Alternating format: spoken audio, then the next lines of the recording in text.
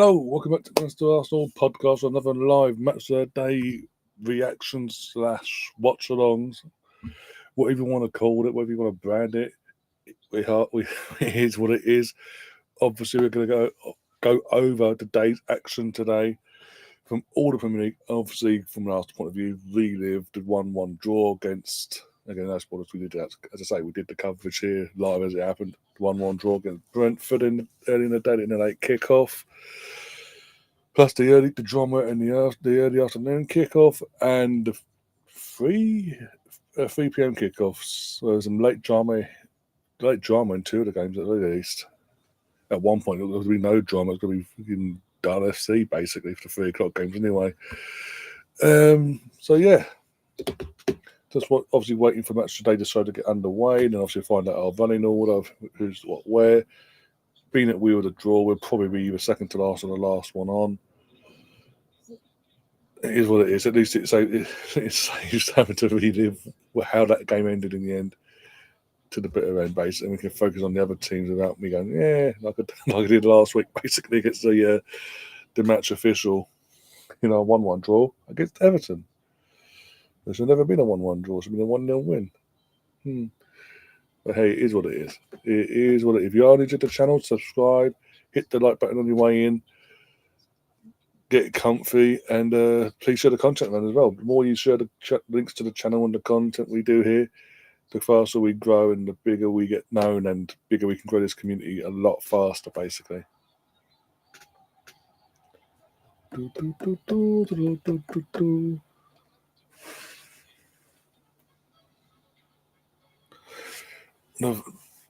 They've got to, I will say this, they've got to talk like these opening titles. The last 2 seasons, it's so bad. It's just, it doesn't need to be, as I said, the opening title doesn't need to be like it as it is. How they've done it, basically. Second on, fucking hell. I says it all, we've drawn. It's only draw today, and we're second on. Oh, great.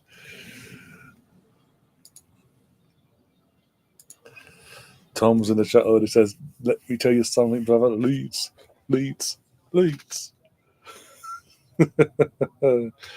I said earlier, I don't know if you're still watching this, ain't the game he popped in.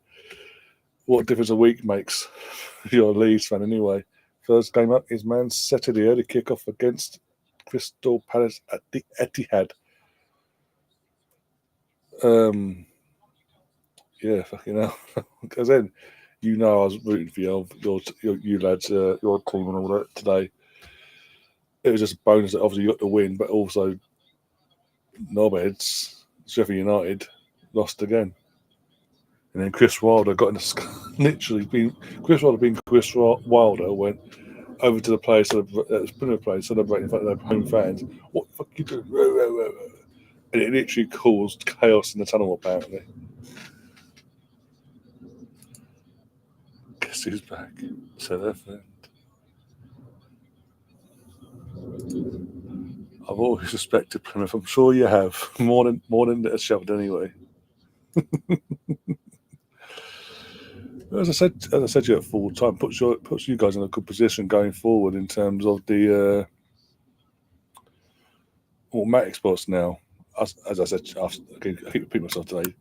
But now I think 2 wins, no matter what happens with the with Sheffield United now in the next 2 games. If you win the next 2, it's in your hands. It's done, isn't it? Let's be honest. I say overall 7 points out of 9 will definitely do it, and with your superior goal difference, could win you the title as well.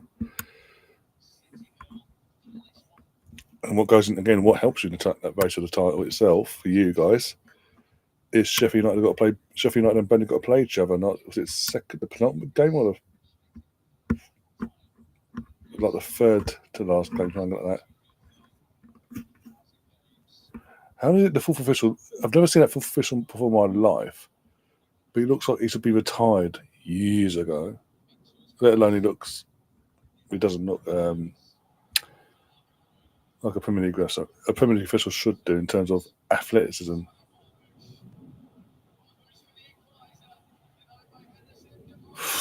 fucking City. Palace got lucky there. This is by no means over. It's still. That's what I'm saying. The next two games, your next two. I don't know. You got the next two league games, but they're key. Get 6 points in them two, and then a point in the game after that should see you home and back to the big time after a couple of years out. I just don't want to see Daniel Farke go back in himself now and bring Motd back in goal. If he U-turns now, brings Motd back in, you're gonna fuck it up again. That's all I'm gonna say.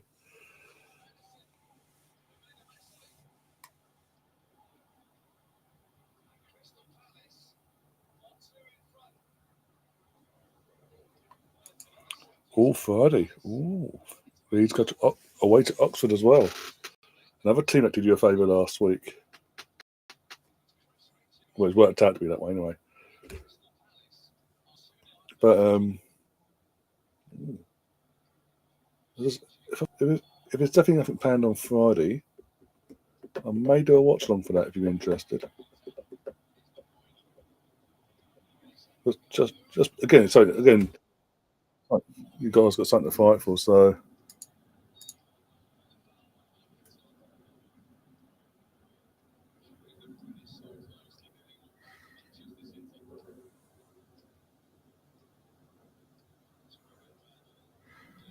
Right, I'm convinced now. I am convinced this has got to be Colonel.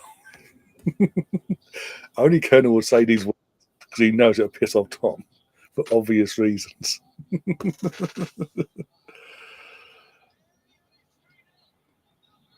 Oh, third goal winning as a but. Well, how far offside was it? This is the question. Quite like to see.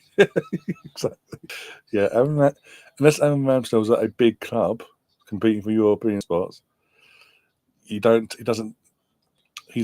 tend to rub out well with it. How bad was it? Oh, bloody hell. Okay, fair enough. But again, the questions have been asked, why have you waited until now? I can tell you why they waited till now to put the automated offside in. Because they wanted to have an influence in the fucking league any way they could.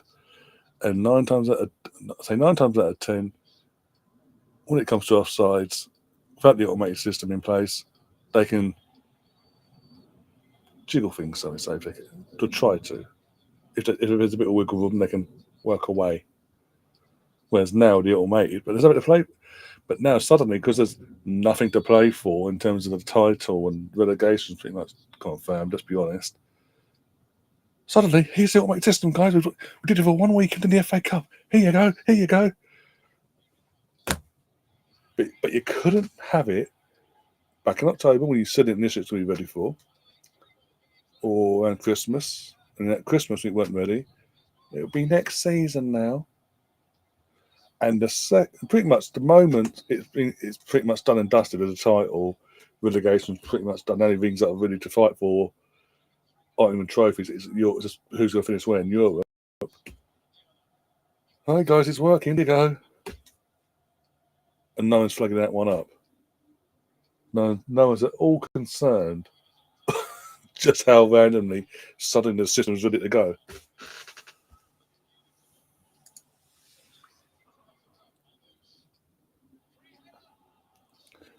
How the hell, I know it's Crystal Palace in their way, but this isn't a Man City, an all-conquering, swashbuckling Man City side.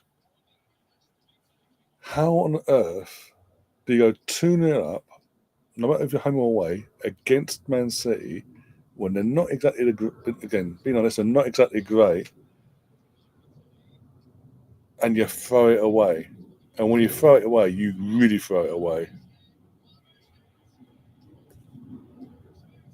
I mean, they're sort of defending for that second goal at 2-2. There's Pepper. I can't hear you. Yeah, you're trying to fight for Champions League spots. Get reality check, Pep. Reality check here. This ain't we're going to win the league from here on in.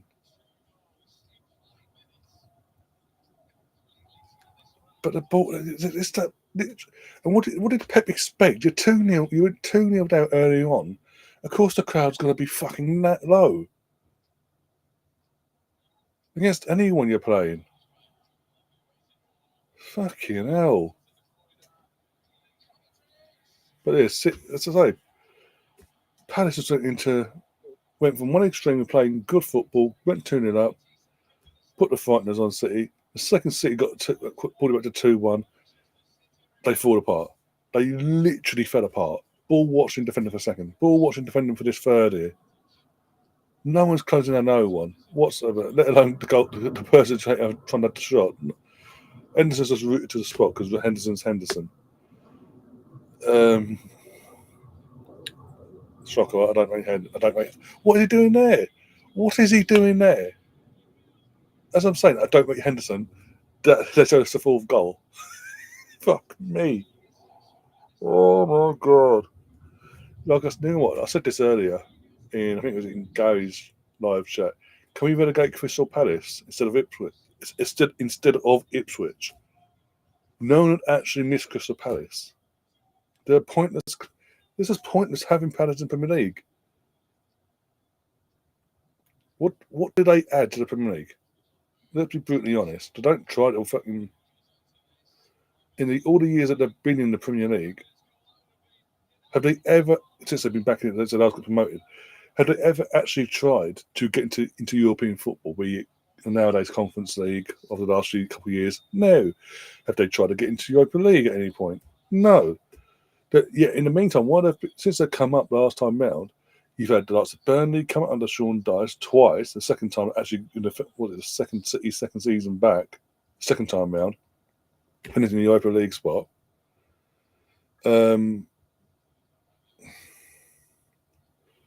You've seen Brighton come up, cement themselves part of the furniture, get European football, and it looks like they're going to do it again this season. We've seen, obviously, last year can't really use because they're the richest club in the world, but they're in Europe now. Aston Villa literally got promoted within 3-4 seasons. Dodgily, obviously, in a dodgy way, they stayed up in the first season back, but they stayed up.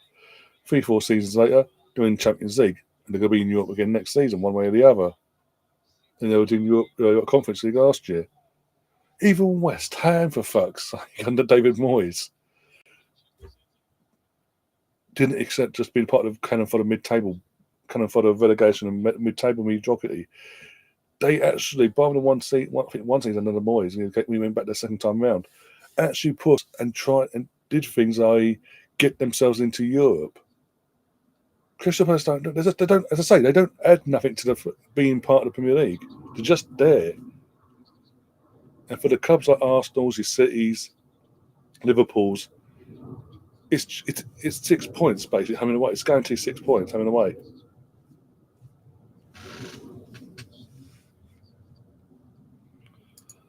I sure could do with a coin, a Zenith coin. Well, now you say that.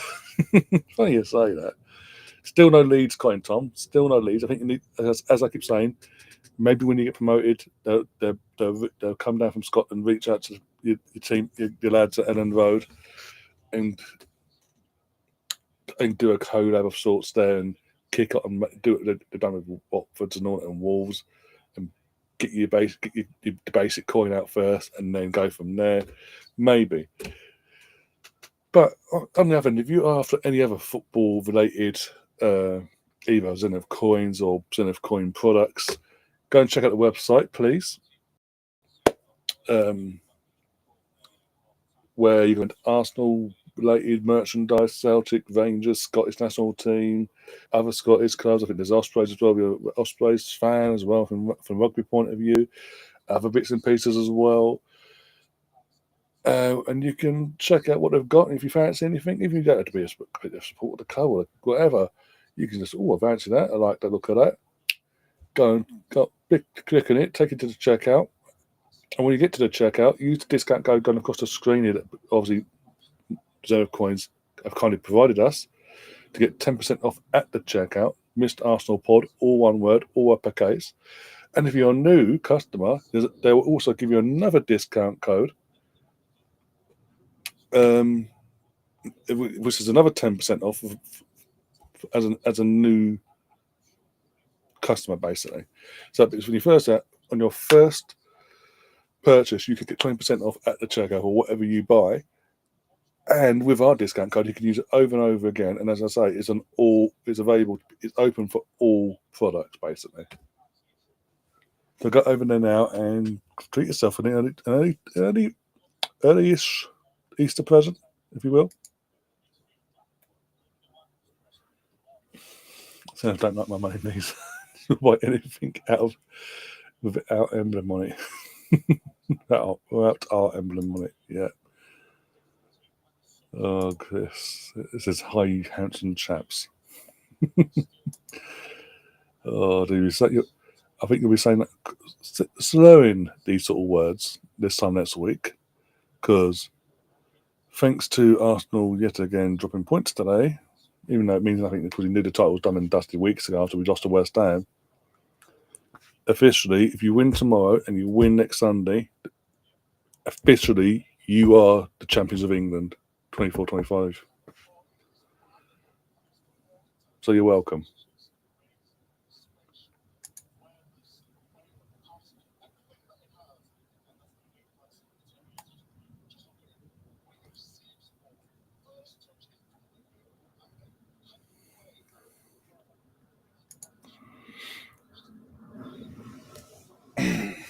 Yeah. Palace gave us, in that first game, Palace gave us a little bit of hope and went, fuck it, we ain't going to defend. My main question to the manager is why did the Palace manager take off his best player in Motd at half time?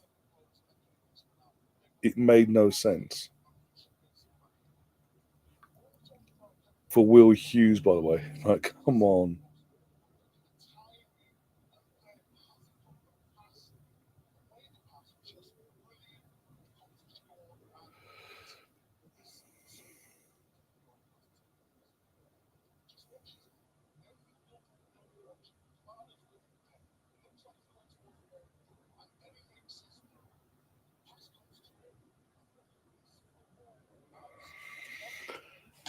I want a God of Honour at the Emirates. Well, that's a bit of a hard one considering at the Emirates, you played us at the Emirates already this season, remember? You will get God of Honour in North London, but not the red side of North London. If things go according to plan for you guys in the next week. You'll get God of Honour in North London, but it won't be in the red side. Figure that one out. Also, west side of London, the blue side. And then we have to come to town and yeah. But again, for the first two, you're welcome.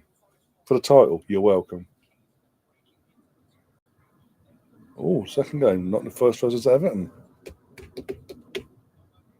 By the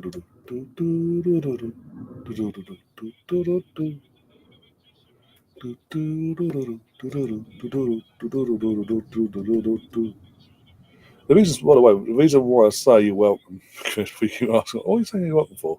We did all the hard work, we're the best team. I mean, we dropped a lot of points, come on.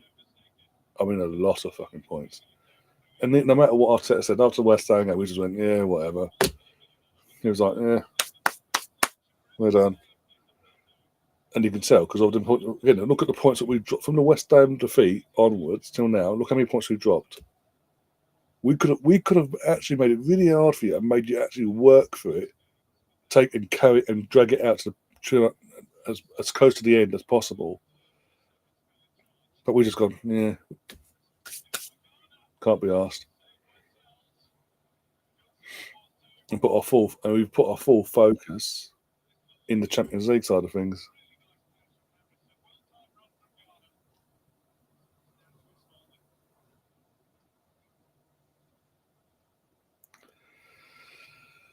Oh dear. And to be honest, in the last few weeks, you have since that West Ham game, from your point of view, your performances have sort of stepped off the gas a bit.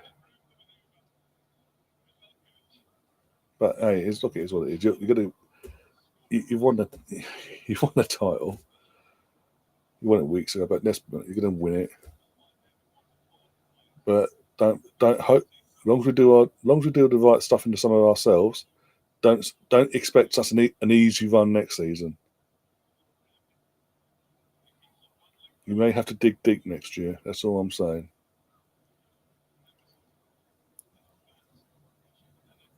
It's gonna be interesting how City approach. Well, good. This is the whole thing of City. That's another thing. Oh my days! For over a year, we were told by literally right here, right now, on this date, we would know the outcome of the 1-1-5 situation, 1-1-3, 1-3-0, whatever. Gets to this date. Actually, we're going to wait till the summer.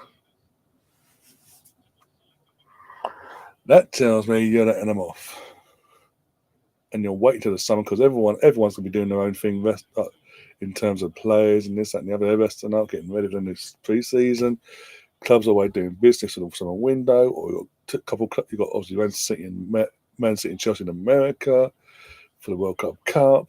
Other teams get ready for pre-seasons around the world, and you're going to announce it when they're all out of pretty much most of the entities in terms of busybodies in the board are outside up the league are outside of the fucking country basically, and just face the wrath of every football fan and media outlet going. Which makes the last how many years since we've known about this publicly absolutely fucking pointless. And imagine my shock. Actually, generally, if at this point, when it is officially publicly made to the public, what's that? Who's done what the outcome actually is, and that Man City are. If they say the outcome comes out and it says Man City are guilty on all the charges, this is what we're doing, I will be shocked. Otherwise, other than that, at this point, if they say Man, we got it wrong, Man City are innocent, I won't be surprised at this point because I've dragged it out so long now.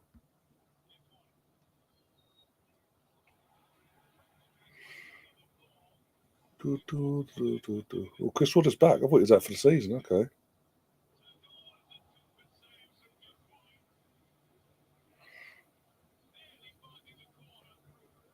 I was like, it's going to upset Tom because obviously, with your assuming you guys do come up, you're going to have to face them next season. But it's going to be interesting how the form that David Moyes has got Everton playing under, how long that lasts, if it lasts going into next season, basically. If he can repeat this sort of form, basically, and get them around the mid-tables pushing for European football, basically, in their first season at the new gaff. Or is there going to be an adjustment period of new stadium, new area, this, that, and the other? Like we're seeing many clubs in their new stadiums.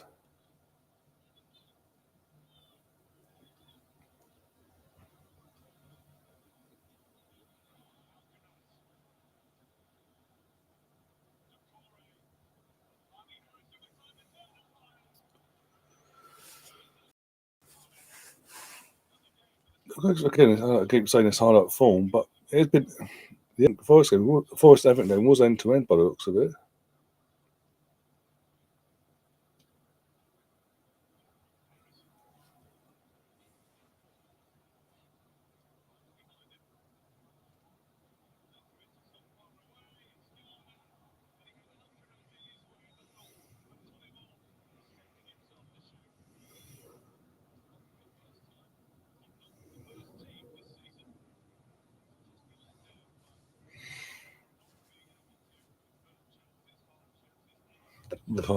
Hey, there he is. There's Vinegar. Calls me a knobhead, by the way. Leon is Leon. Look, I'll be honest. The game that I was on downstairs watching via YouTube some TV, and I say TV, but it's on YouTube, whatever. The game happened to be recommended to me via YouTube. I clicked on to see the score was. It was 2-1. I thought, you know what, I watch the rest of the game, see how it plays out. And considering Lyon at home against Paris FC and Leeds still have a lot of the R in French women's football, I thought they were disappointing. And Paris FC actually merited. Paris FC actually merited the point they got, and were unlucky actually not to get 3 points. But hey, it is what it is. You could argue that I was about to say, you could argue they were preparing themselves and resting themselves ahead of playing us. Even though, by the way, the game against us isn't until next Saturday. This isn't a midweek game, guys. There's a 7-day gap between them playing tonight and playing us next Saturday afternoon. We will have a just cause midweek to rotate against Leicester if we do, because it's midweek. I think it's Tuesday night. Tuesday night we play Leicester. The game was rearranged. It was going to be at the weekend, but it's now been pushed back for this Tuesday instead. Good goal, fucking well done, Everton. That's some good football there. Give them their due. Again, this is why Sean Dyche is and was a waste of 18 months of Everton's life, basically.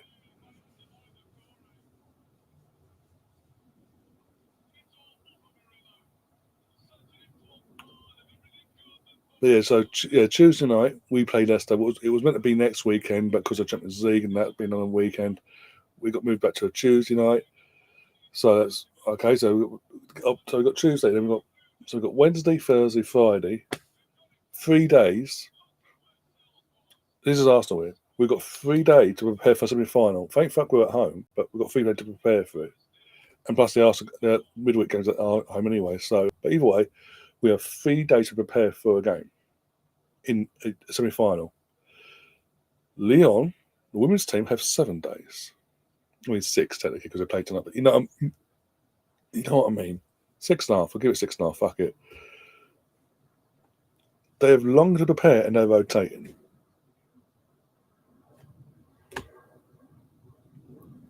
Nothing to do with the fact that the Lyon manager, the former Arsenal manager, by the way, before Jonas, Joe Montenegro, the Australian lad, hasn't got a clue. There's a reason why we let him go when he was at Arsenal after he won us the league title in 2019. The following season, we let him. Was it following season? I think they are. 1920, we were defending champions. So, sorry, the 21. In 2021, we let him go, didn't we? Yeah. Yeah. So, 2 seasons after he won us the title, we were going backwards. We let him go.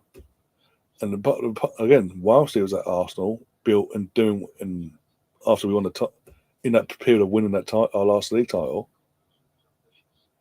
he became very heavily reliant, very heavily favouring bringing in a lot of Aussie players and wanted to turn us into Arsenal Australia, basically. We was pissed off a lot of people. Some of them players are still here, obviously, but most of them were moved on and not signed up to long-term contracts, thank God. But he just showed himself once he thought he got the league title, he thought he was comfortable, took the foot off the gas, and he showed himself for the charlatan that he was. And as I say, 2 seasons on, and he was let go for fuck's sake. Like, yeah, go on. This ain't working. You ain't working. We're going backwards. Let's move on. He then goes, I'm leaving because I want to be. His words were, I'm leaving Arsenal because I want to go back home and be with my family in Australia. Okay, cool. In terms of the PR, okay, whatever.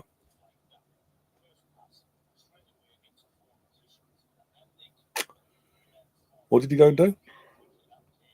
He went to Juventus in Turin, aka Italy, where for 2 seasons, 2 full seasons he was there, and then at the start of this season, going into his 3rd, he got sacked off because they didn't qualify for Champions League and all that. Again, in terms of playoffs, but for 2 full seasons, weren't cutting the mustard. As I say, going into the last season, and then in his 2nd season, like us, felt at the same stage in terms of the qualifying for Champions League, failed to qualify. And then this year, going into his 3rd, had to do the same thing again, failed. So they sacked him. And somehow he did the whole PR thing of, I'm going to use this time and go back to my family in Australia and get myself back in a place where I'll be ready and ready to go whenever that may be. Where did he go? Not to Australia, to Leon.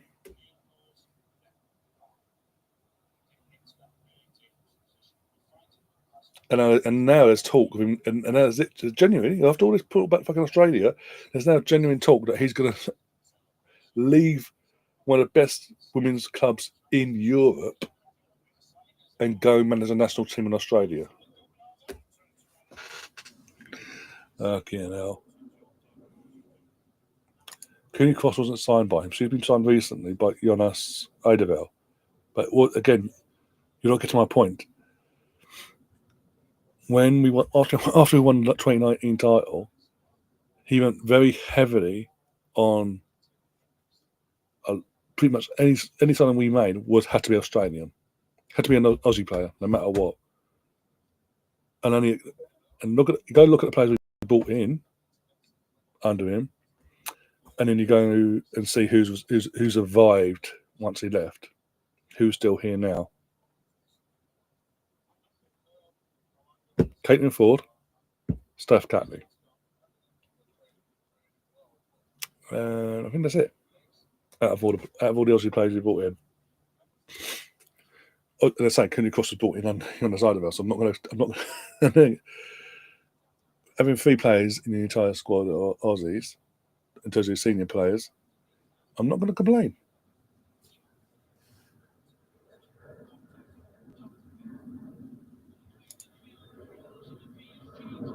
If Leon beat you, it's embarrassing with the exit.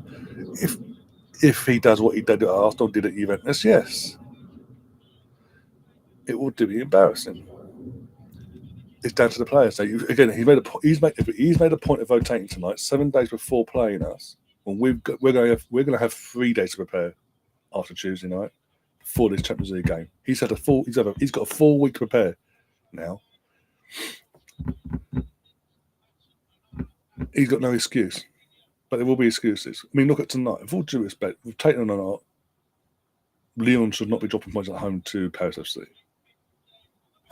You know what? I have a fucking point now. He pissed me off.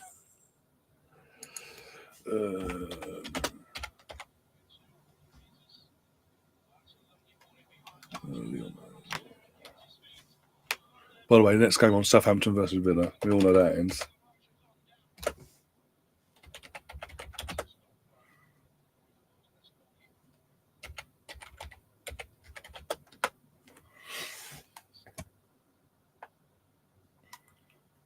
Right.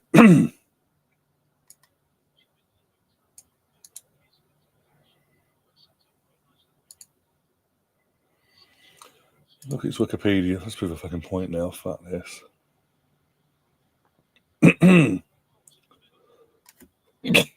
Right. Managerial careers from 2006 2007. He did 1 season at Sunshine George Cross. I'm assuming Australian team. 2008 2009. So he took a year off, by the way. 2008 2009, Coburg United. Then after that stint, that 1 year stint, he turned up in 2014 at Port Moresby. Didn't even do a full season there. The following season, 2014-15, Melbourne Victory Women. Then the following season, until 2017, Melbourne City Women. And then obviously 2017 comes to us, until 2021. And then straight away went to Juventus, as I mentioned, until start of this season, sorry. And there is at Leon. Right. It's like what is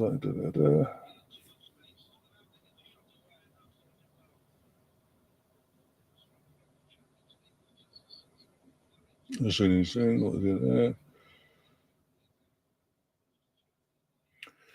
So his first trophy in Italy was the Supercoppa Italiana on the 8th of January 2022, after a 2-1 win against AC Milan's women's team. So they've got a double. Okay, the treble, sorry. The biggest achievement in the team's 21-22 season. Final stage of the Champions League. Group of Chelsea, Wolfsburg, and Sevilla.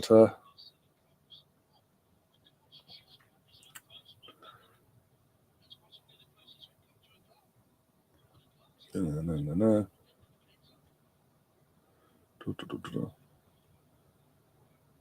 Only a couple of times for second season.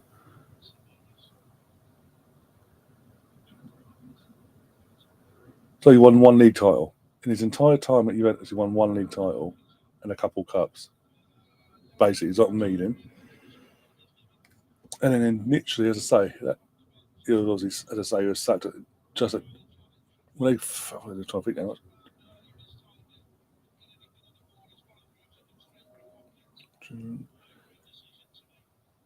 Yeah. Literally, as Juventus failed to qualify for the Champions League and he got sacked for it, days later, on June 19th, 2024, he was appointed as Sonya's replacement, basically. Sorry. Succeeding Sonia. The team has so far qualified for the quarterfinals to Champions League semi-finals now. 19 goals in one.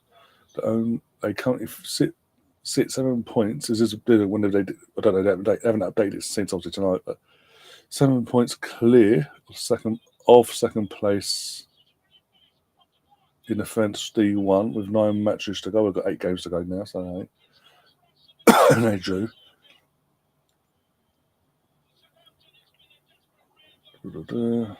So right at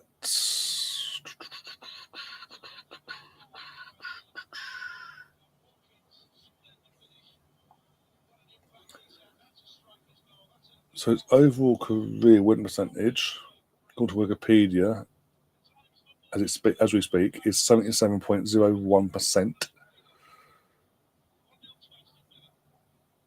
Not bad, but not great either. Let's be honest. Come on. I think in terms of all his Aussie clubs, by the way, all the clubs I mentioned before, he only won 2 trophies in Australia: a W League Premier in the 15-16 season with Melbourne City Women, and in the 15-16 and 16-17 season, he won the W League Champion, whatever that is. Right, at Arsenal, apologies. He won WSL once, and that was an 18-19 season. The Women's League Cup in 17-18. And that's it. We got runners-up in 1920 in the league, runners-up in 18-19 and 19-20 in the League Cup, and a runner-up spot in the 2021 season. Yeah. And then he's got in his 2 seasons, full season, at Juventus, he won, obviously, first season won the title, second season runner-up. Coppa Italia champions in the 21, 22, 22, 23. I think he won back-to-back, basically. And then the Supercoppa Italiana champions, 21, 22, 23, 24, and 22, 23 is runners-up. But look, as I say, he managed what? How many clubs? 1, 2, 3, 4, 5, 6, 7, 8. And his silverware. It's only most of the silver was come when he's coming to Europe at the best clubs, by the way.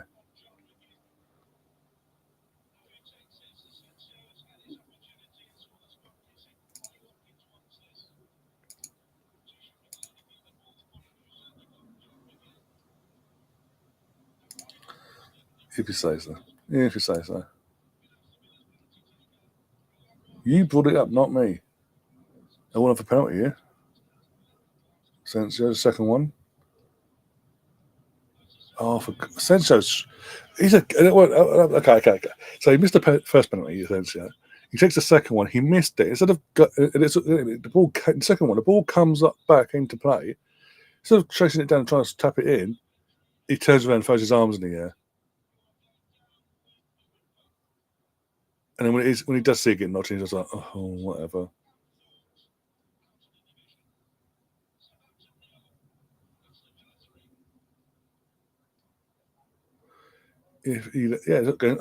Wikipedia said it. If left Melbourne victory for City, owned by Melbourne City, what a snake! No look again. But again, this is the guy. I repeat, when he left Arsenal, we were sacked. It was PR wise put out there by him. He wanted to leave. He felt the time was right to go back home to Australia and be with his wife and kids. Cool, whatever. To then, I'll tell you now, one sec. Go back to it. Where are we? May 16th. So May 16th was the last game he had in charge of Arsenal. 2021. By the 8th of June, not even a month later, he was signed up to be the Juventus manager.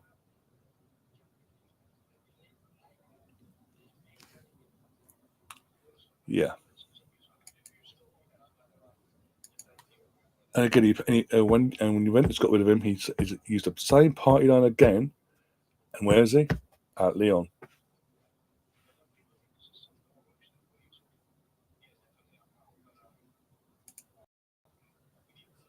Fair to say, this man's soul living. Imagine some of the best women's teams went out of his. Well, again, look at Wikipedia. Most of his silverware success has come from managing the best European teams at that time. Arsenal being one, Juventus, and now Lyon. Lyon being the best. Let's be honest, Lyon being the best of the three, the most equipped of the three that he walked into.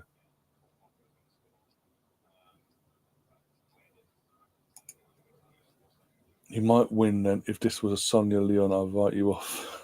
100%. No, if Sonia was still in charge again, we beat. Actually, to say this, I was a couple of years back now, but we beat Sonia's Lyon team, and they were defending champions. And match day one, the Champions League, when they're defending champions, 5-1. Not saying obviously that in terms of we can do that again in terms of batter Lyon or nothing like that. This is why I give my team props. That and the fact that Renee's done a fantastic job this season with the mess she inherited. Let's be brutally honest. But also, we do on our day, we do have the personnel to do the job. So just got to turn up on the day, sadly. Oh dear, I've got everything crossed that Daniel Van Dosmy is okay, Russo's okay, Chloe Kelly's like. I'm praying they're all okay. If any of them are out, especially Van Dosmy, because obviously with Van Dosmy being out, the alternative is Indberger, and we all know that's going to end then. I may as well not go next week. Put it that way.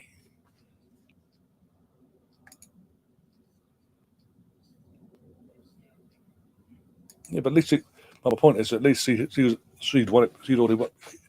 She has won the Champions League. That's my point. She's won the Champions. That's the reason why you went Chelsea in the end made her your MH's replacement, is because you're chasing the Champions League. She's got knowledge of the Champions League. She's got knowledge of winning the Champions League recently. It made sense, as far as they're concerned. Joe does not. This is what I've been trying to tell you about the fucking guy, but you were like, no, it's Lyon. It's Lyon. Yes, Lyon, in terms of squad, in terms of players, have a fantastic set of players, fantastic squad.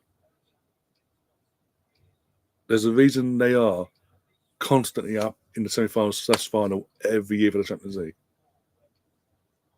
They're regarded as we speak one of Barcelona's top, and they're the second, and Lyon the second best in Europe in women's football. There's a reason. Joe could fuck that. if he doesn't go, if he does a U-turn, doesn't go to Australia and runs a national team in Australia, he could fuck this for Lyon long term.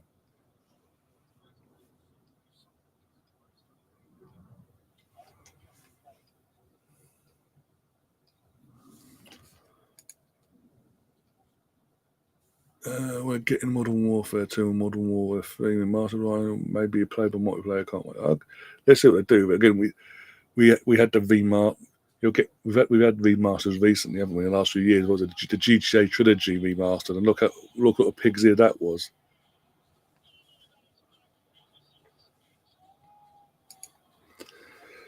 We're better than Wolfsburg. Now, most of the big guns in Europe are better than Wolfsburg. Wolfsburg have dropped off because Wolfsburg are now doing that transitional period of having to rebuild a squad, basically. Instead of getting prepared for the transition and getting ahead of the game, they sat back in their laurels and went, well, okay, we're Wolfsburg.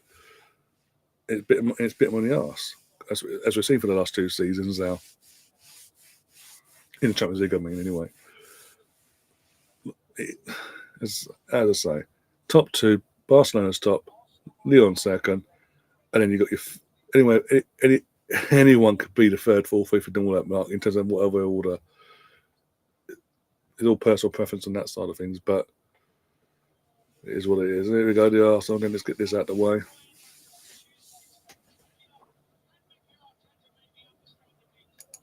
Wolfsburg aren't fourth. Barcelona, Lyon, Chelsea, Wolfsburg, Arsenal. Wolfsburg are in top 5. The way they've fallen off in the last 2 years, they're not top 5.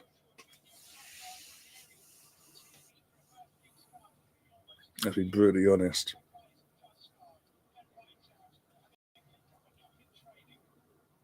They failed to qualify for Champions League last year, like us. This year they got to the quarterfinal and absolutely just bent over for Lyon. Bent over for Barcelona, sorry. But hey, here's what it is. Look, here's what it is. Yeah, the odds are because of player personality. The odds will be against us somewhat getting through that because obviously the way it played out with home and first and away. The odds are against us to get through, but we can do it on our day. Over 100 legs, if we turn up in both games, we can pull it off. It's just the scary alternative is, I'm saying not the alternative, but the scary outcome is, yeah, we get to a final. Yeah, that's an achievement in itself.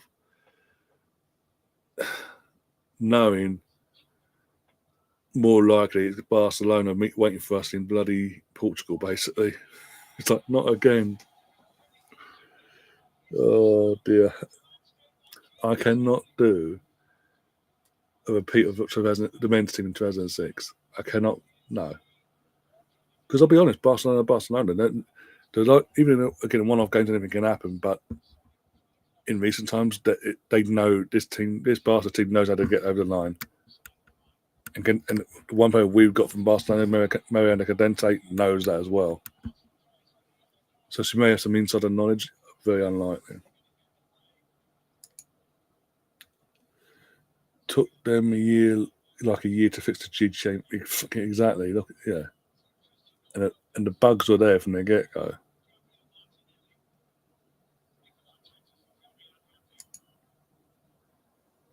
I wouldn't GTA on PS5.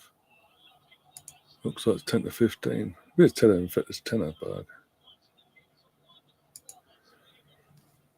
Oh God, work sucks tonight. I don't want to be here. Is it that bad? We got Kira and Lucy. Yeah, you got 2 players. Both of them actually come from Barcelona, ironically. So, like yourself, you got players. We've got a player from Barcelona, and again has that know-how.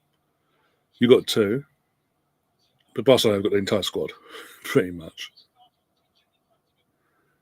It's just Barcelona. It's just for some reason the women's team are smashing it over the last few years, absolutely smashing it, and everyone's struggling to keep up or trying to keep up. The likeliness is that they're going to win it again, boring FC, but I hope not. I also, in terms, because obviously next season, the Women's Champions League is going to the format that is going to merge with the format of the Men's Champions League as well. So it's going to be a league, not a league phase and all that malarkey. More teams in it as well. Then your quarterfinals, semifinals, all that malarkey. So it's going to be. Oh, there you go, Farte. So it's going to be interesting in terms of how many teams are automatically in this league phase, and how many got to qualify,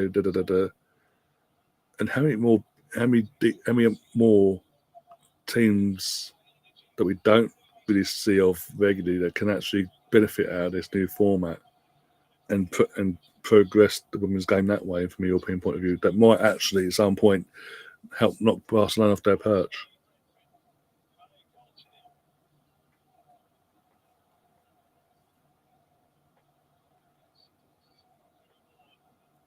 Again, it's got to end at some point, surely. This Barcelona dominance has got to end at some point, surely. Some point soon, hopefully. It's only 6 p.m. and I got out at 2 a.m. Bloody hell. If we turn up, we can push them to the limits, but we're not going through. I think it'll be 6-4 on Ag. Yeah, how's Brighton Leicester behind the Arsenal Brentford game, for fuck's sake? Hi Rose, how you doing? Fucking goal pissing me off. You're home or away next weekend for the first leg? If you're at the new camp, if you're at Barcelona first, that could fuck you. That could really screw you, basically. Realistically, you need to be at home to give yourself some sort of hope going into the second leg. You need to be the home first leg. I think because we're at home, even though we're on different days, I think you might be on the way. You're away for the first leg. Sorry, your end. I may be wrong.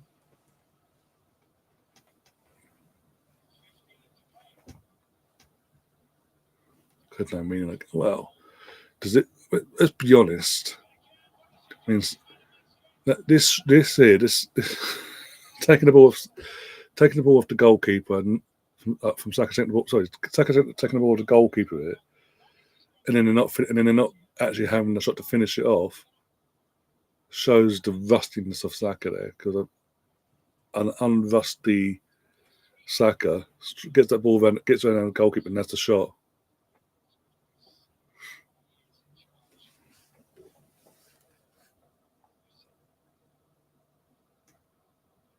Oh, here's Gav. Just had a nice Burger King. Oh, fair enough. What did you get? Home first. You know, I'll have a look in a second. Bear with me. I'll have a look. Rosie, what are you about Atletico next Thursday? Sorry. Hello, Colin. How you doing? Oh dear. By the way, Colin is back. He's brought his channel back again to right the wrongs of the world.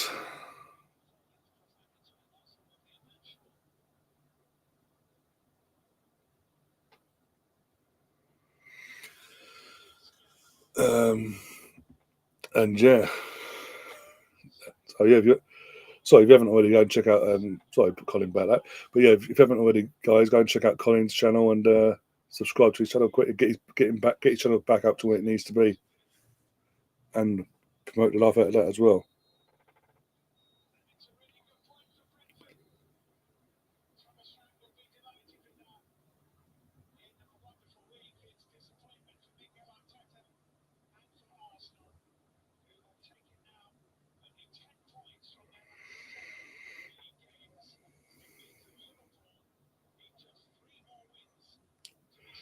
Oh, we said Atletico. I thought you were fucking. You were about fucking Madrid. What the fuck are you on about? Atletico Madrid. Did you draw that first leg with 0-0? This first has gone.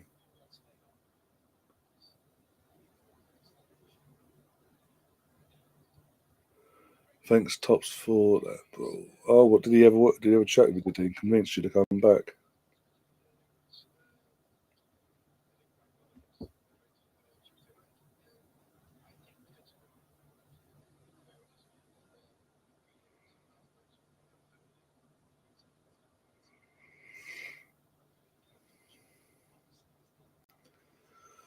Oh dear. Let's get this game at the way. I'm ignoring this. I'm just like, we chatted about earlier. It's like, here's what it is, and we move. Okay, with all due respect, like, just from our point of view, we knew the title's been done for weeks. It's just about rotate players. The players we want, the main players we want to use for Wednesday, rotate them out, bring them on if needed, get them some minutes in their legs. Other than that, just get through the game. Win would have been great, but just get through the game and get ourselves prepared and ready for Wednesday, and see the job out basically. By the way, big up to La Liga. By the way, props to La Liga. I never thought I'd actually say these words, but props to La Liga, because Real Madrid are doing a lot of PR, by the way. A lot of PR from the extent of Mbappe, Jude, and a couple of other players in a away dressing room after the game, basically got themselves together, made a big team speech, convincing everyone they're still going to turn this around. They can do this, and they got a massive round of applause from other players as well. Fantastic.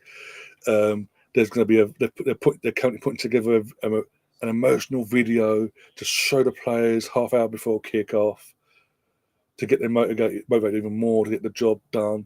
Ancelotti's doing his thing he believes they're going to get the job, turn it around and get the job done.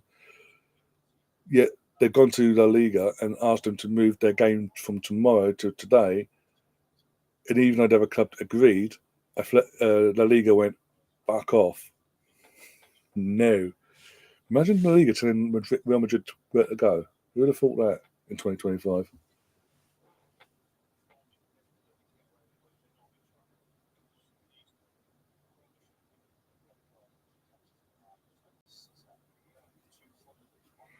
That's fair enough. That's good to hear, though, because I know you lost. I know you did lose lose that side of things for many a reason.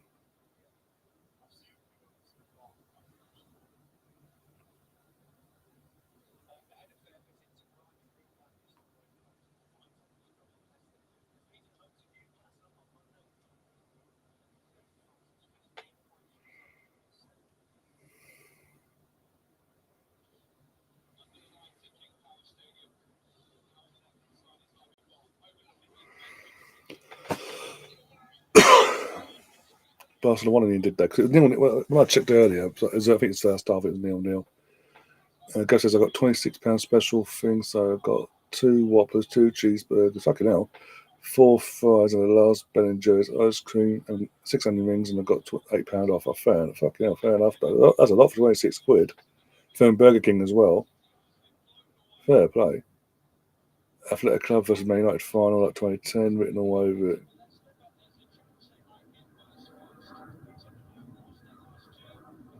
Did Athletic Club? This is the thing. They call themselves Athletic Club now, but until they decided to go down this route, it was Atletico Bilbao. What the fuck is this bullshit of going? We don't want to be called Bilbao anymore. We want to be called Athletic Club. What was this? Okay, I've got to go back to the modern day. Thank you very much. What did they say? Today.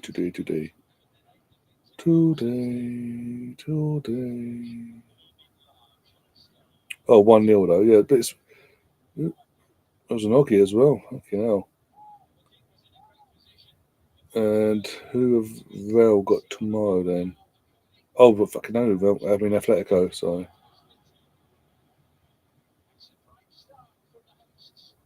No, okay, Atletico. What the fuck is Atletico? On Monday, Atletico versus Valladolid. Well, you come on.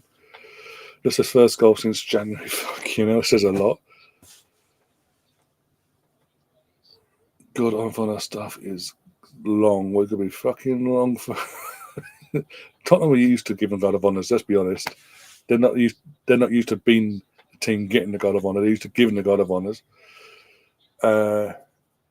It's obviously frustrating for both myself, Arsenal fans, and Chelsea, because we're used to it. It's all be the other way around. But the way things are, your club doing where your club's going, and we just had a fucking nightmare season basically in the league. It's turned out this way, sadly.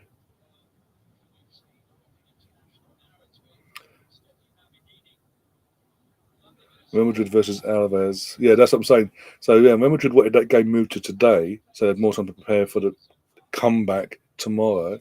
That was only Wednesday, sorry. And Alvarez agreed to doing this, but La Liga went, fuck off, you're playing Sunday. No special treatment for you. You're not top of the league, motherfucker. Fucking hell. This is the one thing I don't get. I will say this about Brighton in terms of the manager. Since this guy's coming this season, a lot of the media in the UK going, how amazing Brighton look. That's a plenty all day long. What did this take that long to give? And why has the referee got a tan? A fake tan at that, by the way. But anyway, but yeah, the Brighton managers come in, and from the get go, oh, he's amazing. He's such an upgrade on De Zerbi. He's this, he's that. He's got him playing some great football. Da, da, da, da. He's doing no different to what De Zerbi was doing. And it's Jack on Hyde. What you get from Brighton this season is Jack on Hyde. Literally, one week they could look good and amazing, and this, that, and the other. Like they've moved on and they look better than what they were. And then another week against a team you think they should be like this, and you get we're going to drop points today against this team that's going to go down. Evidently so. Fucking what the fuck was that? How the hell did that go in? The keeper's got his arm to it still, and it still goes in.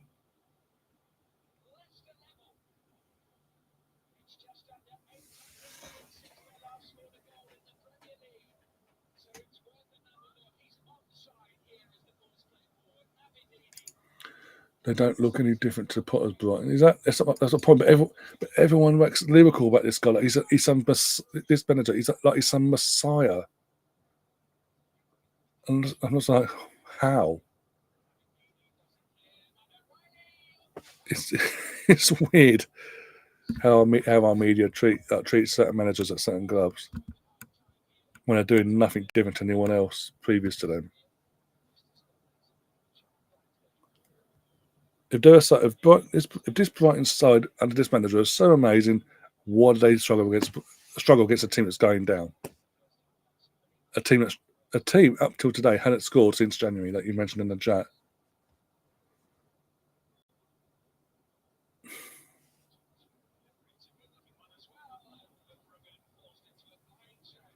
It's because managers like 35 is a hipster. I'm 35. I'm 36 next month. Give me a fucking job in the Premier League then. Let's see if I get the same treatment. Oh dear.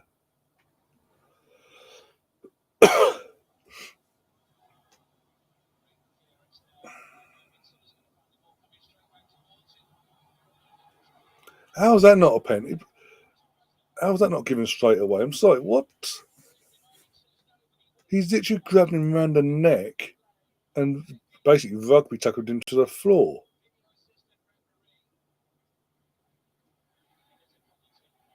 That is a fact.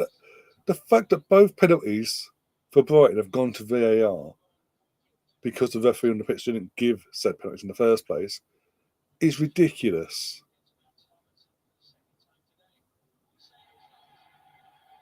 He's actually 32. All right, 32 then.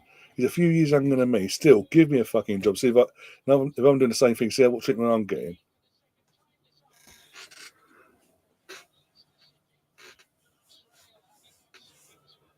Did you see Messi's goal versus Hugo Lloris? No, I haven't actually. If you've got a clip, send it into the group chat. I'll check it out later.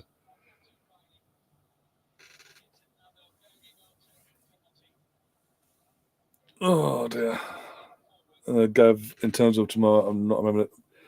Day-wise, I'm having a day off, but I will be back in the evening, half hour after Mr. Tom's We Love Leeds show is ended. I'll be going live with the weekly. Well, that will be going weekly. during the season anyway. Fan reaction, live fan reaction show basically, which this week's going to add a little bit of extra spice, a little outside of the weekend from during the week, a bit of the reactions from the Madrid game from rival fans and Madrid fans as well, and just the meltdowns. To be honest with you, just the meltdowns. Along with obviously what happens tomorrow between Man United and Newcastle, probably a lot of hopefully there's some Man United meltdowns in there. Maybe a Chelsea one or a Tottenham one, more likely Tottenham actually. If there's Chelsea, that's brilliant because that means Ipswich have ruined Chelsea's season, going by Woody's comments earlier. He scored a goal outside the box, then Panenka Peno versus him. Giroud sat on the bench with his face full of thunder. Oh dear. So Messi's basically scored a goal that he's done in pretty much his entire career outside of the box, and he Panenka Lewis. I mean, to be fair, he said, man, he could Panenka any goalkeeper, but fucking it's a next World Cup winner as well. Again, Argentina, France, last World Cup final.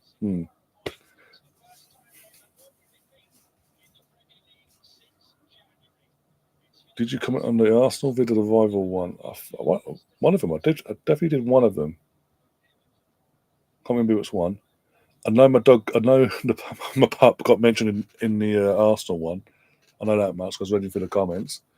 I definitely commented on the Man United fans' reaction to Thursday's debacle. Good chance of United. Yeah, exactly. Even without Eddie Howe, come on. Even without Eddie Howe, and hopefully, as I say, hopefully whatever's going on with him, he makes a full recovery and all that.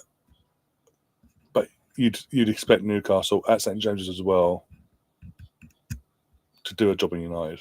Let's be honest. We all saw United last week. Come on. Do we honestly think they're going to go to St James's Park and pull anything out the bag there? Come on.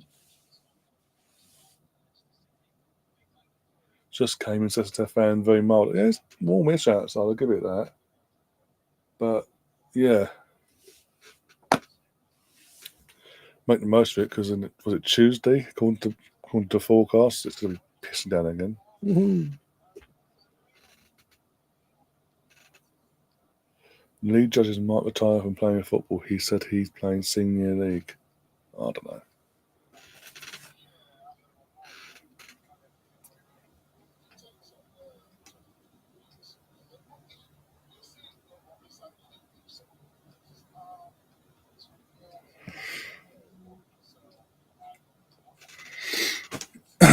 Yeah. Goldberg is always saying play the kids for tomorrow. Leon is important, mate. Again, assuming we do our job on Wednesday first and foremost, and we see the job out and get through to semis ourselves, I will then take great pleasure whilst watching, obviously, Liam and Jones, the Cannon and Jones, the Cannon and Jones show on Thursday on one screen here. I'll take then great pleasure, in watching United and Tottenham get knocked out on Thursday. That'll be in terms of the European side of things, sum my week up perfectly. Connor says, United loss is guaranteed because you know those Newcastle players are going to play their hearts out for Eddie Howe. Exactly. Plus, the fans are now even more. That Newcastle fans in general are brilliant, as we know, even before the money came in. But with this news tonight about Eddie, that's going to make them more intimidating for Man United. And we know Man United players do not like intimidation. Doesn't help them at all, so we say.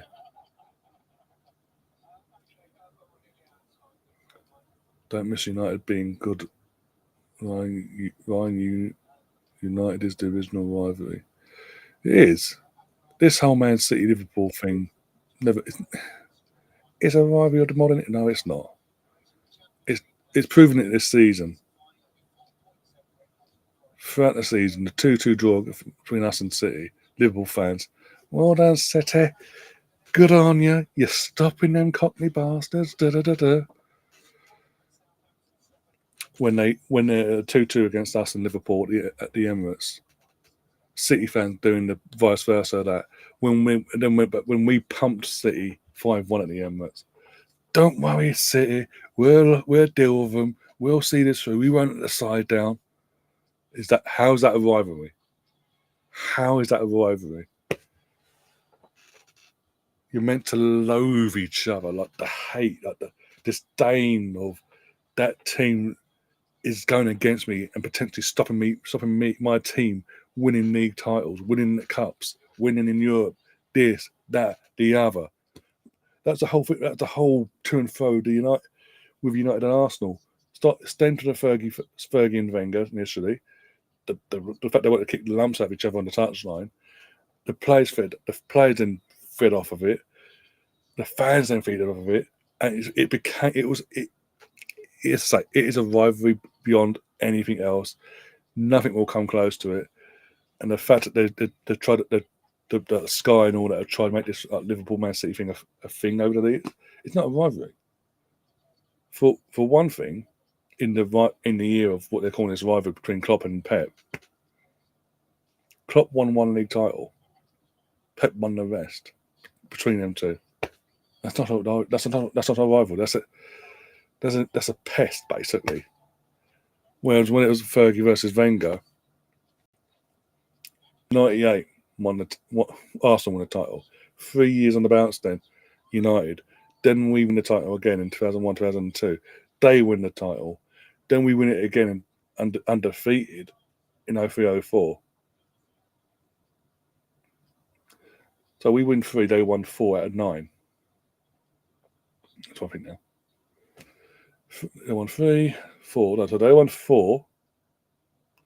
We won 98. We won 3. So, yeah, that happened. Fucking hell. 4, 6, 7. So, out of 7 years, a 7-year span, as I just mentioned there, we won 3 league titles, they won 4. It's literally that to and fro. Like, if it wasn't us, it was them. If it wasn't them, it was us. Not just for the league, but for the FA Cup. And if we had a better stomach about us in the Champions League, maybe that as well. But hey, but the hatred is always there. It's still there now between the fan bases. It's nothing but best friends between Liverpool and Man City. Like, fuck off. That's not a rivalry. Fucking never. What was it Wednesday morning, I woke up, getting me coffee, went on Twitter. Someone was doing a space. I went into it. I listened to it. Got invited on, and then that fucking a-hole that is a Man City fan called Hamza pops in. He gets brought into the chat side of things, and his words were, when asked about obviously from the host, asked about Arsenal's game against Real Madrid, his words were, for the good of football, Arsenal need to lose the second they get knocked out. It'll be and again goes on to say, if Arsenal go on to lose against Real Madrid and get knocked out, so blow the 3-0, lose 4-0 or whatever, get knocked out or aggregate, whatever, it'll be the biggest bottle job in the Champions League history. Which I admit, and I went, Hamza, stop talking bollocks. We want to talk about actual facts. The biggest bottle job in Champions League history is PSG under Unai Emery being 6 goals clear in the second, partway through the second leg against Barcelona at the Nou Camp, and throwing it away and losing within the 90-minute period, not in the next time, within the 90-minute period still. That's the biggest bottle job in Champions League history. Then the mic dropped and got out of there because he just pisses me off with his bullshit. He probably supported City since 2013. No, he probably, yeah. No, when did Pep turn up at City? Have a look.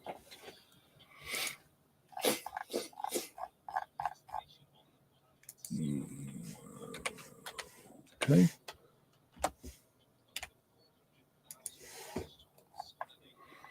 When did he turn up at City? Little City. 2016, apparently. So, yeah, Hamza's been Man City sport since 2016.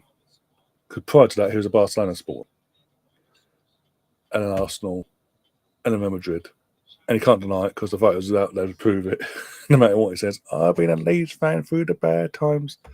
But all season, all I've heard this season, in particular, especially at the start of the rot from Man City, in the Pep era Man City perspective, is I've never seen Man City this bad. I've never experienced this. But last season, we were talking about when Man City was in League One and League Two, respectively. But you've not experienced what you're going through now ever before. Make it make sense, you lying motherfucker.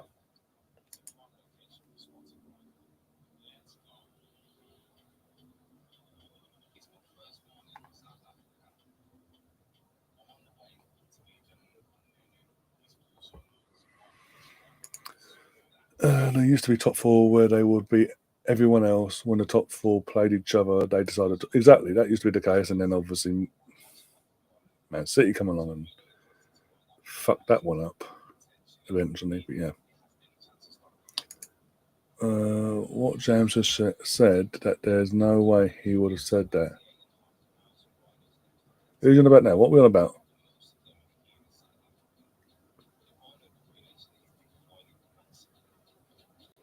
Chelsea kind of ruined the rivalry. No, the rivalry's there, always been there, more for the fan bases, but because in terms of competitive sense, we fell off a bit, be the operative word.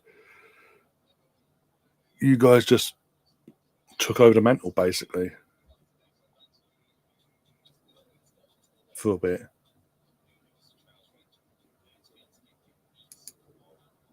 Now when the big boys plays about avoid losing, yeah, pretty much. Saying that, we beat battered City this season, 5-1. Yeah, we drew 2-2 against Liverpool, but we actually did try to win that. We did draw 2-2 against City. We did try to win that, even with 10 men. We tried to find a way to win that. But as a whole, it does seem even the Klopp Pep era. Be it if Pep was going to Anfield, it would be, as you say, to avoid defeat. If it was the other way around and Klopp was going to the Etihad to avoid defeat, it's that mentality thing. Instead of just going gun ho and just fucking riding it out, it's that fear factor.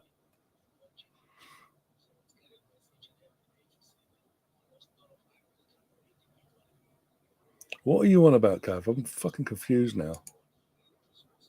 City fans are crybabies in general, bro. When things don't go their way and teams keep it compact and sit deep against them, like Real Madrid did they cry about. Exactly. What was it? It got about it. Yeah, Real Madrid did it last year. Then a few weeks prior to that, we did it, and all they did was, "This ain't football. How dare you not come out? How dare you not come to the Etihad, to the champions, and try to play football like we do against us? Because you will tear us apart.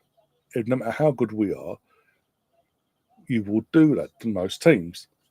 How dare any team now have a plan to try and stifle you at the Etihad or at their place? How dare they?" And now this season, it's not Pep's fault; it's the players' fault. It's just bad luck, and the bitterness, the fact that no matter what happens, as well, this in terms of them this season, their main focus is on Liverpool. For a rivalry, their focus will be on Liverpool, and how dare they come back this season and do what they're doing? No, it's a team that's second they're more concerned about. Literally, fancy going on a space where a team you bitched about literally just over a year ago in the semi-final come into your gaff and stink in the players out your words in the Champions League semi-final second leg when you're knocking out on penalties. An English team wins 3-0 against Madrid in the first leg. It's Arsenal, but because it's Arsenal, you don't like that, so you have to go first thing in the morning the next day and say for the good of football, Arsenal cannot go through. Are you mad? You realise you're prepping up the most corrupt club in football in terms of Real Madrid. The Madrid side have brought your club into disrepute, by the way. Plus, well, Arsenal and all that as well. All the clubs got involved in the Super League brought our clubs into disrepute. And you're saying for the good of football, Madrid must go through against Arsenal because I don't like Arsenal. Apparently, piss off.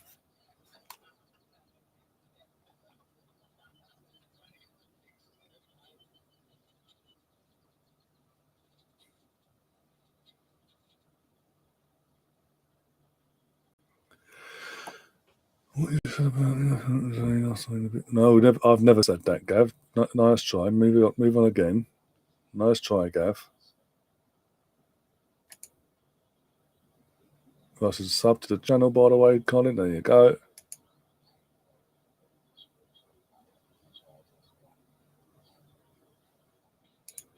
City losing the FA Cup final would be amazing. I've got a feeling Villa might win that FA Cup. No matter who's in the final against them, I think if Villa get to the final, they'll win it.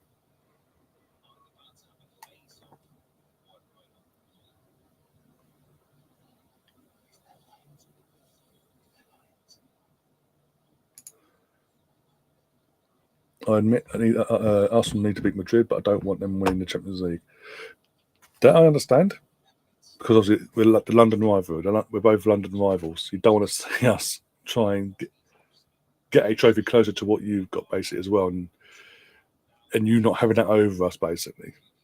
Even though you'd have it over us in the sense of you're the first to do it, but the fact you could never sing that song to us. You'll never sing that European Champions. You'll never sing that. You can't have that bit over us. That'll grind you like you wouldn't believe. I get all that. If it's the other way around, I'd be vice versa. But yeah, on that note, guys, we are going to get ourselves out of here. No,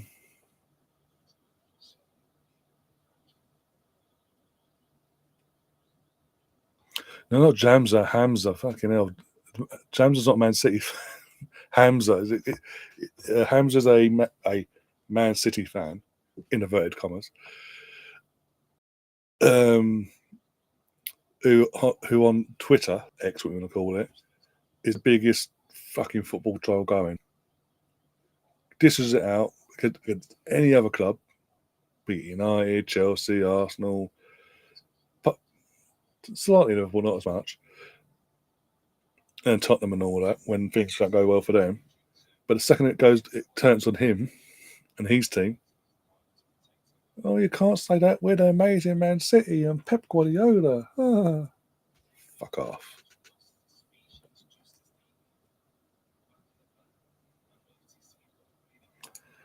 Cheers, Ryan. See you tomorrow. Yes, I'll be back. As I say, I will be back. See you next week, unless we win tomorrow. You should win. If you do not win tomorrow, you do not deserve European football. Full stop. Let alone Champions League. Let's be honest on that one. But yeah, I'll be back tomorrow about 11:30, depending on what time Tom finishes his stream. I'll be back tomorrow night for the late night live football Premier League football fan reaction show, where we're going to go back and deep dive into midweek's reactions to the Madrid side of things, in terms of us beating them and rival fans and Madrid fans being Meltdowns FC there. We're going to get that started there. Then we're going to move on to all the meltdowns over the Man United game. Hopefully Man United meltdowns, a few Tottenham meltdowns, hopefully. Maybe a Chelsea meltdown if they don't do the job tomorrow against Ipswich. Apart from that, yeah, aside from that, that's tomorrow. And Monday we've got the All Arsenal show with Liam and Brooksy, sorry.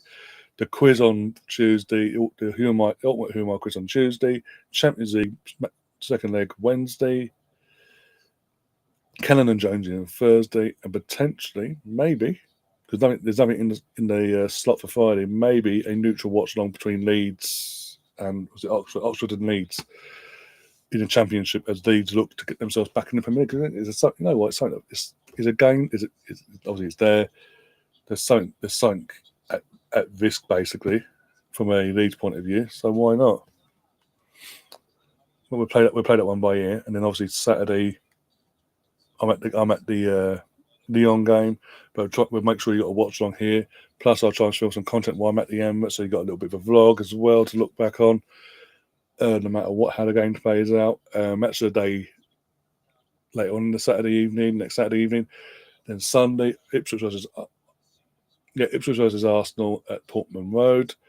Match day watch along, and again next week's, and then after that later on the fan reactions again for next week as well. Aside from that, guys, take care of yourself. If you haven't already, hit the like button, subscribe if you're new, and do again grab a link to the content and all that, and share it around as much as you possibly can. Be massively appreciated if you would. Apart from that, though, take care of yourselves, and as always, up the Arsenal. Come on, you gunners.